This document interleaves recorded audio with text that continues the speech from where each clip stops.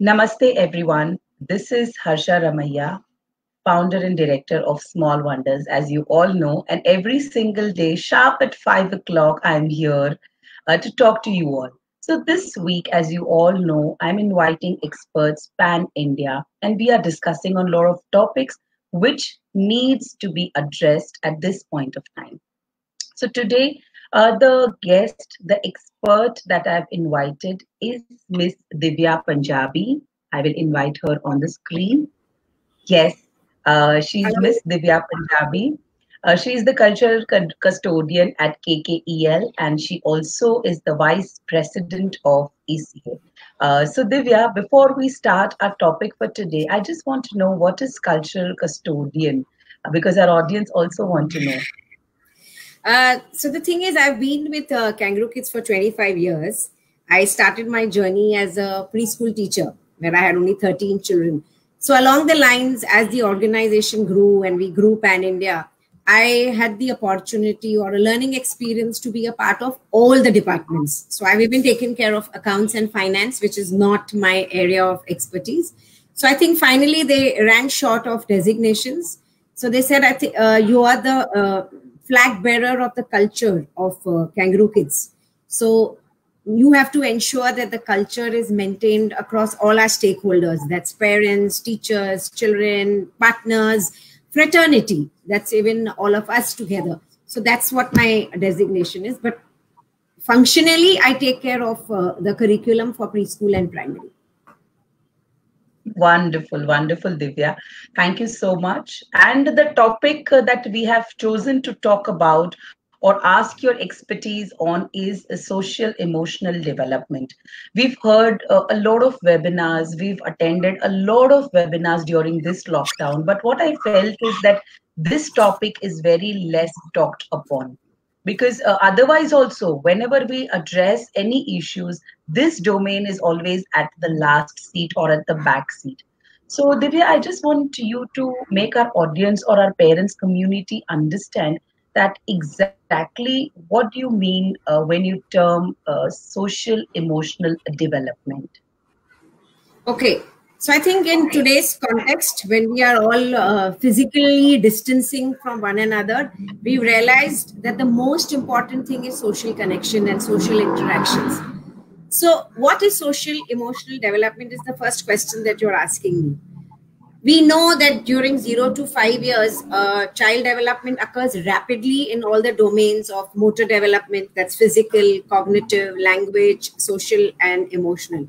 So, social and emotional development is basically the ability to understand yourself, understand others, and build relationships with everybody around us, which is the key success factor. Even when we are working with teams, I think everybody asks us is how well do you interact with people, and all the more today when it is going to be computers and all, it is only human interactions which are going to actually help our children be successful. So it also means that children, they understand who they are, what are they feeling, and what to expect when they are interacting with others, especially in this space right now that we are. So the key three things that I would summarize is to form and sustain positive relationships, experience and manage it's and express your emotions. Are you always reacting to a situation, or are you responding to a situation? Keep asking your question. I mean, what is it that we are doing today? Have we taken this adversity into an opportunity where we are learning, sharing, caring for one another? Also explore and engage with the environment. What are the cues, what are the triggers that make you react in a particular way? So if I have to broadly divide social emotional development, there are 5 key areas.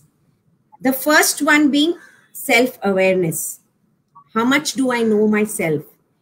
In that, you have 2 areas. You have private self-awareness and you have public self-awareness. Private is, what do I feel in this situation? When I'm addressing, am I feeling butterflies in my stomach? So you don't know what I'm feeling. It's within me. Public awareness is how people are perceiving me. So understand, till the age of 5, children don't think that other people have different feelings or emotions or thoughts compared to them. They feel everybody feels the same way. So that's a skill that develops only a little later. Now, how do we develop self-awareness in children? How do we encourage that they know themselves? So few tips for adults would be, have open-ended conversations. Don't have closed questions asking children. Ask them, what is the best thing that you did in school today? What was the best thing your friend did with you? Avoid negative questions. Also, if the child comes back and says that I still can't do something, encourage to develop a growth mindset. Say, I know you worked very hard. You probably can't do it yet. That's the power of yet, growth mindset. If you keep practicing, you will be able to do it. So what happens is when children understand themselves better, they are able to connect with the world and develop their self-esteem. So parents need to, I was listening to a webinar yesterday, and this they said, why is that people have different abilities and capabilities?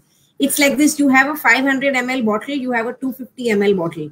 Try filling a 250 ml bottle with 500 ml water. It won't take. So you need to be aware of where I can push myself and how am I different. So when children understand that, they are able to build their self-esteem. The other thing is, second thing is self-management. How am I managing myself? Like right now, if you ask me, I have not got down of my house, not even till the building compound, it's 2.5 months. So actually people ask, how are you managing? I'm keeping myself engaged. I have found my, a comfort zone, what I'm doing. So when they are able to manage their emotions, control impulses, and set goals, children are able to manage themselves. The third thing, very important, is social awareness. Human beings are social animals. We need people around us. So seeing things from other people's perspective.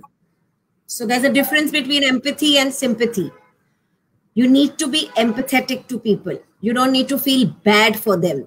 You need to put yourself in the other person's shoes and actually feel what they are experiencing. That is empathy. And how do you do that? You practice it. So when you're serving dinner and your child throws a tantrum that I want ice cream right now. So what you need to do? You need to be empathetic. So you need to say that the rule is we have desserts after dinner. So you will get it, but after dinner. Then when the situation is a little calmer, you will say, I appreciate the way you waited till you got your ice cream, but the way you communicated by screaming, yelling, and throwing a tantrum, there would be a pleasant way to communicate that. So when you model empathy, that you understood the child's feelings, that you wanted the ice cream first, is what you are doing. The fourth is relationships, that is communication, cooperation, conflict resolution, how you need to do that, and responsible decision making.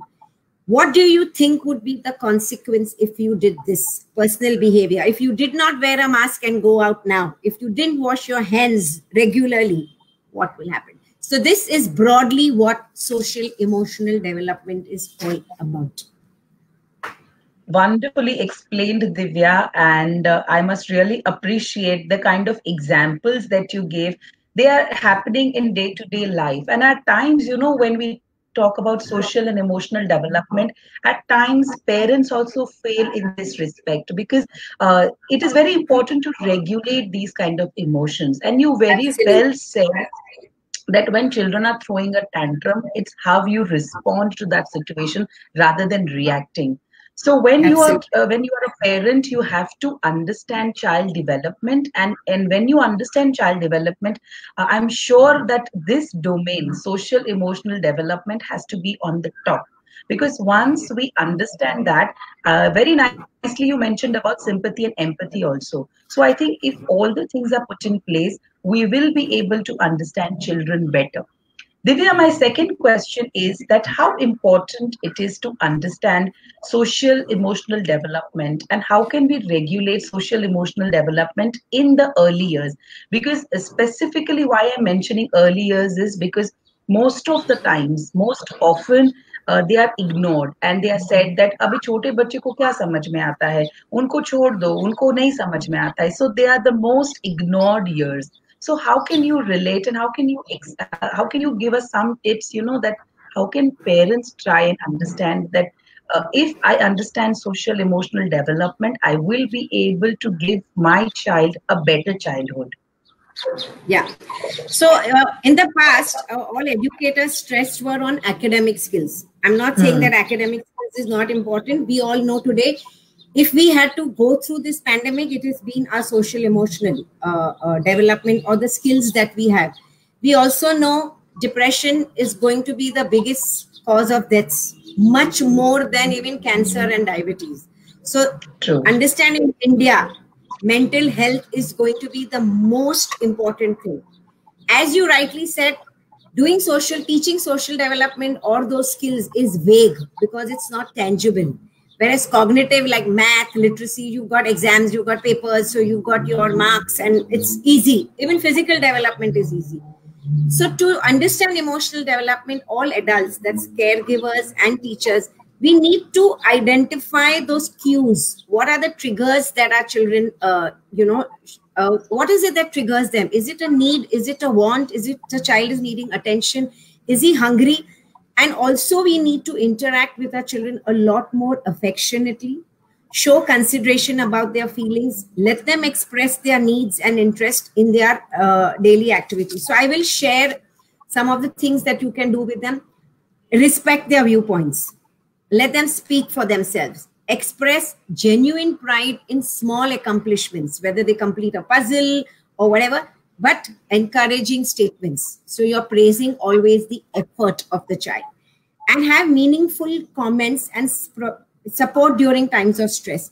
Even right now, they are our young warriors. We have language, we have vocabulary. They cannot understand why they cannot go out and play with their friends. So we need to give them their vocabulary. So I'm going to share some activities that I have, when I was going through. So some activities for 2-year-olds you can have is like simple play parade, follow the leader. So, they can copy what you're doing because that's the best way children learn. They emulate what they're doing. Give your child choices because that helps in decision making. That's again self-awareness, but limited. Do you want to wear a red shirt or a blue shirt? Don't open the wardrobe and stand and say, what do you want to wear? Because, it's like you going for a buffet and you have 10 cuisines when you get so confused. If you had only 2, you have Indian and American, okay, I want to eat this. So even children need limited choices. Do you want to have milk or do you want to have juice for your breakfast? Helps decision making. Set routines. Let your child know what is coming next. After you brush your hair, we will get dressed. That gives them stability. That is why even we are saying that virtual schooling, blended learning is important right now. Even if it is for a short period, children feel safe and secure when they have a routine. There is predictability in their day. Also have a reading time. Snuggle into the bed and teach social skills through stories. Nothing better than teaching emotional development or social development through stories. I can send you a list of books that you can recommend. Help them label their feelings. Are you feeling happy? Are you feeling sad? Are you feeling surprised? Are you feeling scared? Because when they label it, they will be able to manage it. Till they don't know what they are feeling, they will not be able to manage it. Get down on their floor, let them choose a toy and lead from there. So they know that sometimes even they can be leaders. So you're building leadership qualities in them. Pretend play with dolls, teddy bears. If I give a bear a hug, how do you think it feels? Of course, now you're not going to parks and whatever, but at a park, if you see a child throwing tantrum, help your child reflect. What do you think is that child wanting? How do you think you should manage it? That's the best way for a child to learn. Help them problem solve. When 2 children are fighting over the same toy, could they take turns? Ask them. Could they share or could they trade another toy? Because these are all real life situations which they go through in school, at park and at home. Model emotions. So if you are feeling angry, don't feel guilty. Express it, label it, and say that this is what I am feeling right now. And it is okay to feel. Now, some other emotions For 3 to 5 year olds that I have listed down is when preschoolers start school, they are taking their first steps into a journey of learning. But the foundation and academic success will come only when there is social and emotional learning. So, in fact, research has said that when their children are socially and emotionally, that quotient is developed, they can succeed. So, simple things in school that we do, which we all do, which you must be doing in your school, taking turns while playing games. Simon says group games of dramatic play and role play. For older kids, 3 to 5 year olds, read, read, and read. Books like if you just type books for kindness, you will get Be Kind, I Walk with Vanessa, where the main features and characters, the stories are about social emotional skills. That's the best way to teach younger kids. What does it mean to be kind? The Big Umbrella, where I can have everybody under my space. They are beautiful books because we have a lot of these books in our library.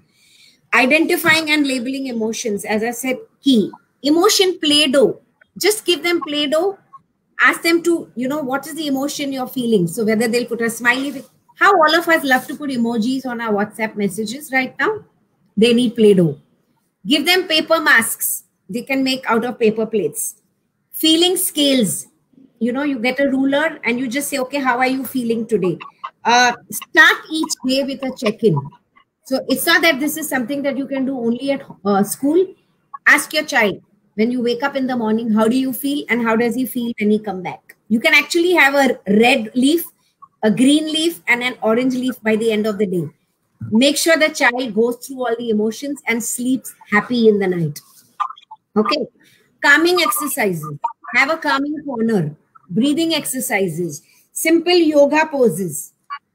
One thing which we have put in our curriculum also is you have a bucket of kindness. So you put a pom-pom every time you've been kind in the day. Kind to yourself also. Kind to your peers, kind to your parents, kind to the support staff that you have in your home. Have a compliment circle, which you can even have at home. That at the end of the week, you'd like to thank somebody and you can make like chains and you can put up like a circle. Also, you can have like a sharing game. Very, very clearly, research indicates that children who are socially and mentally healthy are happier, motivated to learn, participate eagerly in class activities, and demonstrate higher academic performance, which we all parents want. So these are a few. Yes. Very nicely, Divya. I think you touched the right chord because parents really are, worried about the academics. But if we dig down and if we try to understand, I think the grassroots problem somewhere or the other is social emotional development. And very rightly, one thing I like everything what you spoke, but the best thing that I like is using label. The children understand their emotions, it's easy for them to direct. So if they understand that they are feeling happy, because sometimes a 2-year-old or a 3-year-old child is crying and he has no clue for what reason he's crying. So maybe he's hungry or he's thirsty, but because they are very short of vocabulary, they don't have words, they are not able to express, and the only thing they have is to cry. So if from the very early years we ask them to label their emotions, I think half of the work is done, because once you identify your emotions, you can definitely regulate it. So Divya, thank you so much for wonderful tips that you have given, and I really like that kindness basket also that you mentioned. So it's a beautiful thing. I think I am going to implement this in my school as well, because I thank you, Divya, and I also strongly believe that anything that you want to achieve in life, it is very important to have a comfort social emotional quotient, because if you are disturbed, and anything for that matter at this age also, if I'm cooking and if I'm disturbed, I'm not giving my 100% in that also. So your mind has to be fresh, and your mind only can be fresh if you have a proper understanding of social and emotional development. Once you know your emotions, you're able to regulate them, you are able to express them, I think you've won it. So Divya, True. any closing statements from your side to our parents who are listening? I think as adults, as you know, we always say, the air hostess says that first take care of yourself, then take care of your children. So take care of your emotions, your emotional needs, your self-management before you can take care of the kids, because they are only watching you. What you are Absolutely. doing, they are doing. So if you are calmer, you are composed, even in this situation, if you are anxious, you pass on that anxiety to these kids, especially because they are like sponges. So stay calm, stay safe. So Divya, before we close this show, there is one question here. Ma'am, if you can list a few names of storybooks. So Divya, at your convenience, if you can just text I it to will me, mail I it will to put you. in the comment section box. I will Correct. send you the names of the books. Perfect. Divya, thank you so much for sharing your expertise, sharing your insights with our audience. And once again, if we have any discussion to make on this topic, I will definitely invite you. Thank you, Harsha. Thank you for Thank inviting you me. It so was much. completely my pleasure. Thank you. Thank you, Divya. Thank you so much.